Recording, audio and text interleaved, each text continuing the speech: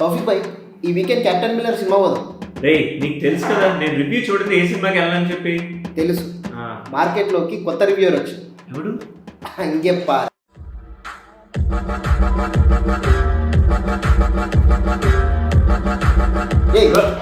Hi, captain Miller మిమ్మల్ని ఒక pre independence టైంకి తీసుకెళ్తుంది.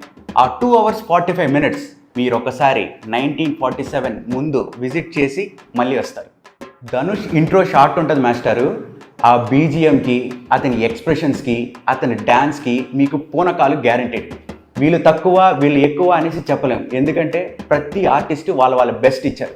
ఇంకా కొక్కెన్ గారి యాక్టింగ్ అనుకోండి, మీకు ఒక పాయింట్లో అతన్ని చంపేద్దామా అన్నంత కోపం వస్తుంది, అంత బెస్ట్ ఇచ్చారు.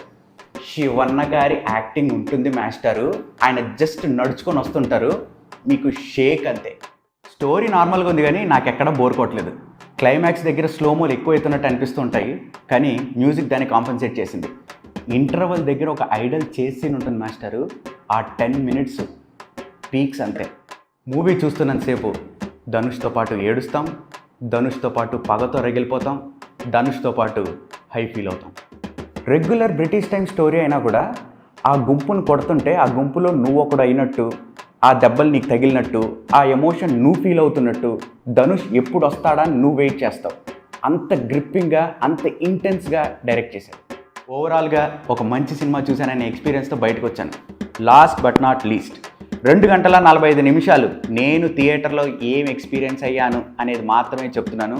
నా ఒపీనియన్ ఎవరి మీద రుద్దట్లేదు. ఓకే, ఇదే నా captain Miller review. Next cinema రిలీజ్కి అయ్యా నమస్కారం అని మీ ముందుకు వస్తాను.